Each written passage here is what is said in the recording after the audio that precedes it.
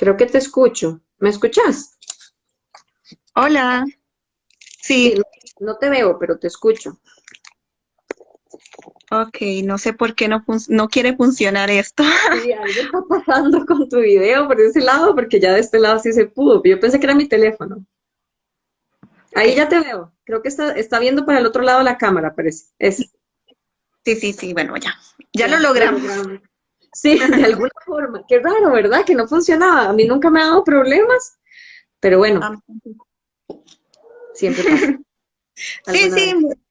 quién sabe qué tiene, ¿verdad? Porque lo ha hecho hasta con 4 personas al mismo tiempo, ¿verdad? Y todo, pero bueno. Sí, qué raro. Bueno, pero bueno, hoy no quiere. Hoy no quiere hacernos caso. Bueno, entonces como estamos desde Paz sin Poses, entonces igual yo estoy acá para hacer una entrevista a Nadia, entonces me voy a presentar primero. Hola a todos y todas, bienvenidos a la entrevista de este mes en colaboración con Paz sin Poses. Mi nombre es Lindsay Montero, también soy psicóloga de profesión. Trabajo con parejas, personas divorciadas, atiendo en Cartago Centro y Curridabat. También doy atención de tipo virtual, ¿verdad? Y ahora nos tenemos que virtualizar, ¿verdad? Ya sé. Eh, Antes quisiera darle la bienvenida a la doctora Nadia. Gracias por aceptar esta invitación, de verdad. Es un honor poder compartir este espacio y tal vez que nos contaras en qué consiste Paz sin Poses, cómo nace esta iniciativa y para invitar a nuestros oyentes a seguirnos tanto a Paz sin Poses como a mi persona en psicoarte. Bueno, Passing Poses es un proyecto que gestó inicialmente Graciela González. Ella me invita a participar del proyecto y la idea del proyecto inicialmente era como buscar este espacio donde pudiéramos tener a profesionales que trabajan desde psicología basada en evidencia, y que hubiese un espacio como seguro de referencia, más o menos, ¿verdad? Como un espacio donde podemos referir a profesionales que trabajan desde este tipo, digamos, de terapias. Y también para los pacientes era un espacio donde buscar ese tipo de terapias, ¿verdad? O sea, como si yo quiero buscar un terapeuta, como cómo dónde busco un terapeuta. Y si un terapeuta quiere buscar como a quién hacer, a poder hacer referencia, pues dónde puedo buscar ese espacio. Paz sin Poses nace entonces como para poder sacar esa necesidad o poder como subsanar esa necesidad que teníamos o los profesionales y las profesionales en general para poder buscar estos espacios de referencia específicamente basados en evidencia, ¿verdad? O sea, de terapias basadas en evidencia, nos basamos en un par de asociaciones internacionales, una europea y una estadounidense, para poder definir cuáles son esas terapias, digamos, basadas en evidencia. Pero eso es un directorio de profesionales verificados que trabajan en psicología basada en evidencia. Ay, qué bonito. Bueno, entonces, ya conociendo un poco de Paz sin Poses, ¿verdad? Hoy hablaremos, para los que han podido seguir todos estos días las historias que tanto Paz sin Poses ha estado compartiendo como mi persona, hoy hablaremos de suicidio, un tema de mucha gravedad en el mundo y razón por la cual invito a Nadia porque es una profesional que se desenvuelve perfectamente en el tema.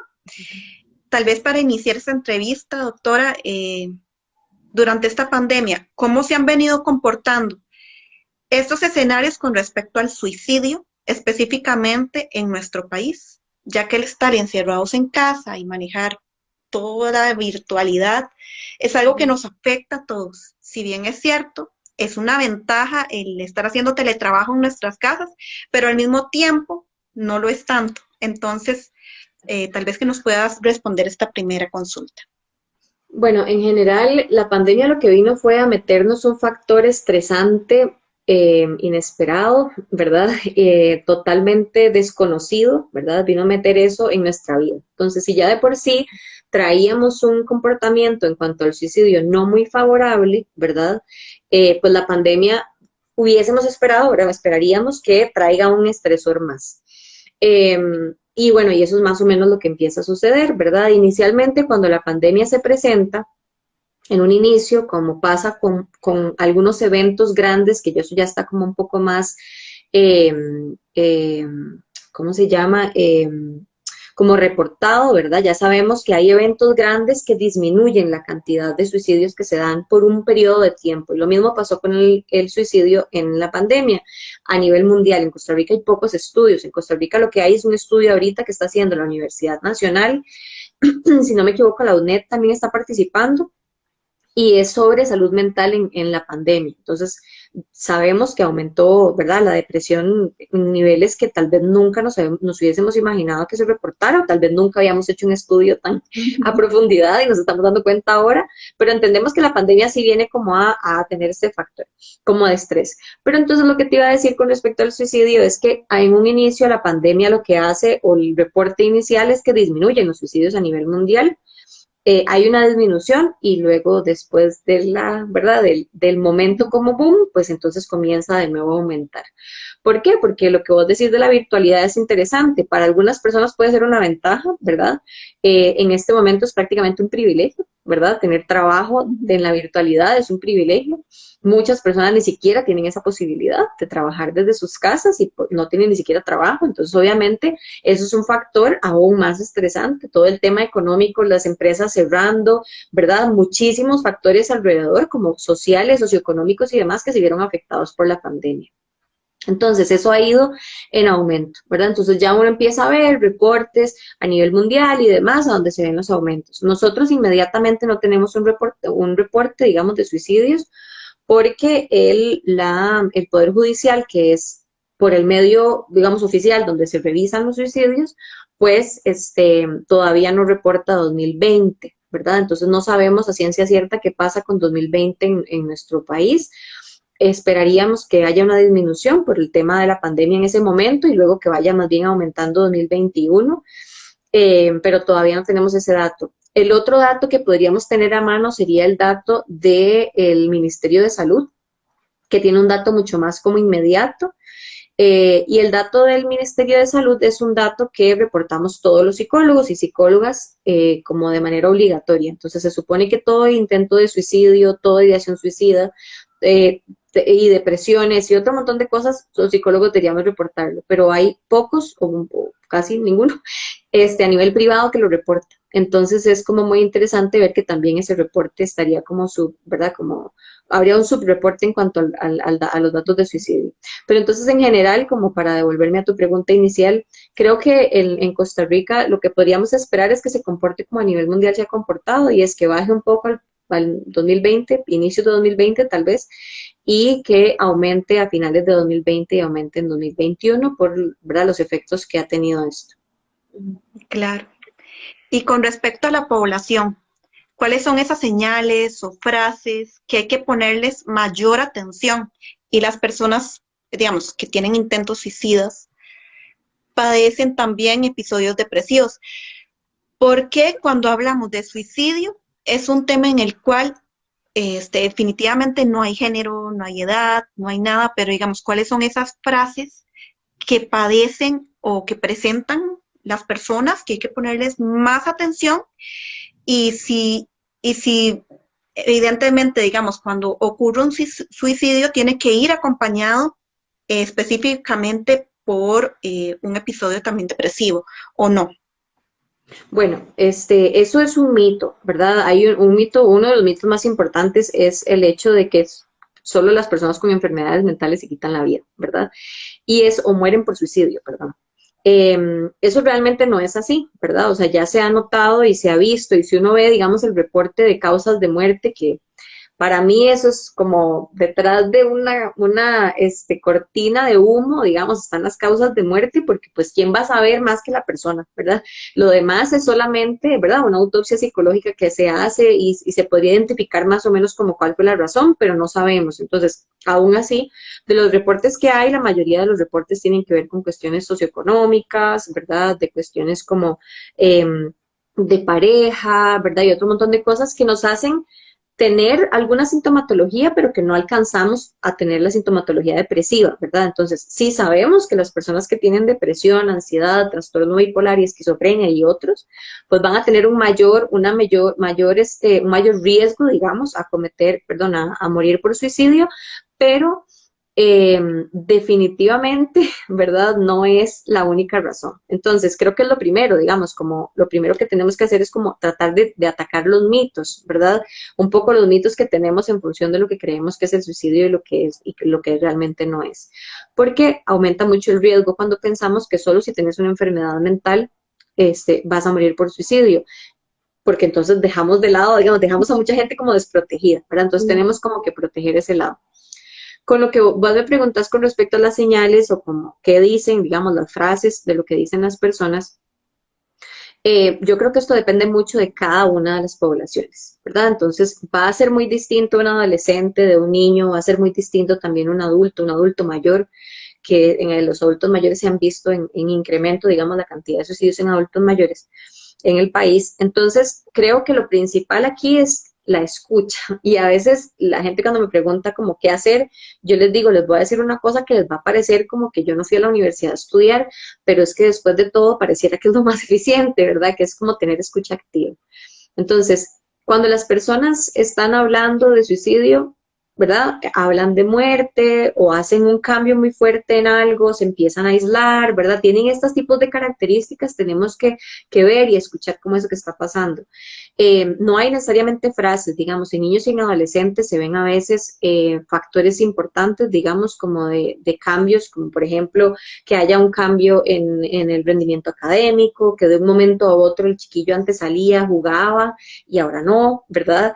Eh, entonces creo que va como hacia ese lado un poquito, ¿verdad? Como hacia esos cambios en niños y en adolescentes. En adultos casi siempre se da un aislamiento, ¿verdad? Que casi siempre la tristeza y este tipo de como de conductas nos da como por aislarnos, además de que, bueno, si están pensando obviamente en morir por suicidio, no es algo que van a hacer como, ¿verdad?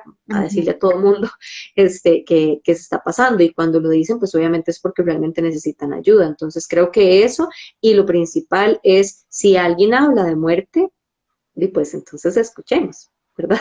Como escuchemos realmente porque esa es la señal, en sí es la señal. Yo hace unos días me contactó una muchacha y me dijo que quería buscar ayuda para un amigo de ella y lo que ella me dijo fue, él habla mucho de muerte y yo no quiero ignorarlo, ¿verdad? Ujú. No sé si lo va a hacer o no. Entonces yo no quiero ignorarlo, yo quiero buscar ayuda. Y yo le dije a ella, usted es un factor protector para esta persona, ¿verdad? Es un factor protector súper importante porque usted le está dando pelota a algo que esa persona realmente está sintiendo por dentro y que queremos poder ayudarle ahora que estamos a tiempo. Así que es eso, es notar los cambios bruscos. Y perdón, dejé de lado tal vez los adultos mayores, con adultos mayores también, ¿verdad? Como la búsqueda de estar muy solos o a veces sobre ingesta de medicamentos, ¿verdad? Que por allá se tomaron un poquito más del medicamento de la hipertensión, o, ¿verdad? Como ese tipo de cosas, tomarlas en consideración porque sí puede ser una llamada, o sea, una alerta necesaria de tomar en consideración. Claro, claro. Y para ya finalizar un poco con estas preguntas, ¿qué tipo de medidas se tienen que tomar en casa cuando tenemos un familiar que no solo hemos visto estas señales, ¿verdad? Que nos has explicado, sino que también ha tenido intentos suicidas? Y aquí no solo hablamos de cuidar la salud mental de la persona que quiere quitarse la vida, aquí es cuidar la salud mental de las personas que están acompañando a esa persona, porque también se ven influenciadas ante esta situación. Creo que muy pocas veces se habla de cómo intervenir a la familia como profesionales en esta área, digamos, de la salud mental, cómo podemos actuar con respecto a la familia. Bueno, eso me parece como muy valioso, digamos, el aporte. La familia tiene su intervención, digamos, estamos como de alguna manera como tratando de abordar, cuando abordamos a un paciente con riesgo de suicidio, casi siempre, obviamente, abordamos a la familia, ¿verdad? Porque, a su red de apoyo, a ver, no hablemos de familia necesariamente, a su red de apoyo, ¿verdad? Porque algunas veces la familia es la causa también de la crisis, pero tratamos de abordar a la red de apoyo. Esa red de apoyo, lo más importante, digamos, que pueden hacer cuando hay un miembro de la familia con ideación suicida o que tiene intentos de suicidio previos, lo cual obviamente, ¿verdad? O sea, cuando yo he trabajado con estas familias, tienen demasiado miedo, siempre, ¿verdad? Tienen mucho miedo a decir o hacer algo que lo haga entrar en una crisis que lo lleve a hacer esto de nuevo. Entonces creo que de nuevo es escuchar a la persona. es abrir espacios de comunicación que a veces no tenemos. Tendemos a veces a cerrar mucho los espacios de comunicación, principalmente con los adolescentes, tendemos a juzgar mucho el por qué, ¿verdad? O sea, yo recuerdo eh, una paciente que lo que está, ¿verdad? Estaba como teniendo una crisis muy fuerte por una ruptura de pareja y ella pues había hecho un intento de suicidio. Y entonces, ¿verdad? En su crisis, en su momento, en su estrés y en todo esto, ella me decía, o sea, esto para mí es el fin del mundo y toda mi familia no lo ve así, ¿verdad? Entonces, yo no puedo valorar tu fin del mundo de manera distinta, ¿verdad? O sea, lo que vos pensés que para vos es terrible, para mí tal vez no lo sea tanto. Tal vez para mí sea terrible algo para que para vos no sea tanto. Entonces, la causa o la razón de la crisis no hay que darle pelota, ¿verdad? Lo que se hace es darle pelota a cómo se siente la persona, ¿verdad? Entonces, al darle pelota, lo que digo es como validamos lo que siente la persona, validamos sus emociones y le decimos, hey, está bien, supongo que te sentís realmente mal o tal vez no te puedo entender, pero por lo menos escuchar. Y nos hace mucha falta eso, como que nos hace falta sentarnos a escuchar a las personas. Si somos amigos de una familia que está pasando por esa situación, escuchen, siéntense, hablen, ¿verdad? Hablen del tema. Y lo que así, el pilar principal es busquen ayuda, ¿verdad? No se queden diciendo, no importa, yo lo puedo manejar, ¿verdad? Un paciente me decía un día de estos, mi hija no lo va a hacer, ¿verdad? Y a mí esas frases me dan pavor, ¿verdad? Porque yo digo, ese es el peor riesgo, ¿verdad? El peor riesgo es que no le crean, que lo invaliden, porque entonces se va a acercar al evento, ¿verdad? Y es más posible que lo hagan. Entonces, validar las emociones de los demás, escuchar y buscar ayuda de manera importante, y aquí voy a hacer como el, ¿verdad? Como el anuncio, y busquen ayuda de estrategias y terapias que están basadas en la evidencia y que ya sabemos que sirven para estas cosas, ¿verdad? Hay terapias que se han desarrollado para trabajar el tema, por ejemplo, de los intentos de suicidio, del riesgo de suicidio constante, ¿verdad? Como recurrente. Necesitamos entender que algunas de esas cosas están en el país y las podemos tener a mano. Así que yo creo que es tratar de buscar esa terapia también que me sirve. Entonces, buscar a alguien que sepa de esto, llamarle y decirle, hey, vos sabés, meterse en paz sin poses y revisar, ¿verdad? Ahí vamos a encontrar, y no solo digamos en paz sin poses, pero también vamos a encontrar otros profesionales que nos van a decir, ¿sabes qué? Esta persona trabaja muy bien el tema del suicidio, trabaja vos, ¿verdad? Y buscar esa ayuda es demasiado importante. La búsqueda de ayuda para cualquier persona en riesgo o para familiares de las personas en riesgo es aquello que los va a proteger, definitivamente, sin duda. Ok. Tal vez algún aporte final que nos quieras brindar acerca de este tema que les parezca, digamos, que te parezca importante que yo no haya preguntado, tal vez. Yo creo que aquí lo más importante con el tema del suicidio es hablar de que se puede prevenir, ¿verdad? Tenemos mucho miedo de este tema, tenemos mucho miedo de hablarlo, de decirlo, y la manera en la que se ha probado más efectivo para realmente prevenirlo en los países, en los diferentes países, ha sido tener estrategias múltiples, ¿verdad? O sea, tener estrategias de atención, de poner barreras en los lugares en los que más se utiliza para que las personas mueran por suicidio, hacer campañas de prevención desde las escuelas, hacer campañas de prevención, tener una estrategia nacional de prevención. Es decir, la prevención aquí es el pilar, definitivamente. No tenemos otra cosa, solamente prevención. ¿Y qué pasa en este aspecto? Que nos hace mucha falta aquí, hacemos mucha falta, nos hace mucha falta el poder empezar a hablar de este tema, ¿verdad? Más de lo que ya lo hemos hablado. Hay muchas cosas, en el país se hace mucho, pero se hace separado, como todos, yo los veo como todos como muy desagregados. Necesitamos realmente que nuestra estrategia o una institución, ¿verdad? Nos logre hacer así a todos, ¿verdad? Y unirnos porque todos queremos exactamente lo mismo, ¿verdad? Todas queremos lo mismo. Ahorita ya casi se acerca el Día Mundial de la Prevención Internacional de la Prevención del Suicidio, que es el 11 de septiembre. Y, oh 10, ya ahora me acabo de confundir. Entonces vamos a tener actividades desde muchos lados, ¿verdad? O sea, Paz sin Poses tiene toda la semana, tiene actividades, vamos a tener lives y cosas donde vamos a hablar de prevención, vamos a hablar de cómo se atiende, vamos a hablar de diferentes rutas, vamos a hablar de factores de riesgo y factores protectores, ¿verdad? O sea, que vamos a hablar de muchas cosas. Eso es prevención. El 10, gracias, Graciela. El 10 es el Día Internacional de la Prevención del Suicidio. Entonces, la idea es que podamos tener muchas estrategias. Esto es una forma, ¿verdad? Y van a ver, en esa semana van a haber estrategias, en ese mes van a haber estrategias de prevención por todo lado. El Ministerio de Educación tiene también sus estrategias, tiene un protocolo de suicidio ¿verdad? Que la gente debería recurrir a él para poder atender el tema del riesgo de suicidio. Esto en el MEP. También tenemos el 911, que ya está ligado con una línea directa para el Colegio de Psicólogos, y el Colegio de Psicólogos tiene una red de profesionales voluntarios que trabajan en prevención del comportamiento suicida. Es decir, tenemos mucho. Hay una estrategia nacional de prevención, ¿verdad? Una estrategia de prevención y de abordaje del comportamiento suicida en el país. El Ministerio de Salud hace muchas cosas, la caja hace otras, y tenemos que tratar de hacernos así un poquito más juntos, ¿verdad? Entonces yo diría que para mí lo más importante es esto se puede prevenir. Si las personas buscan ayuda, esto se puede prevenir.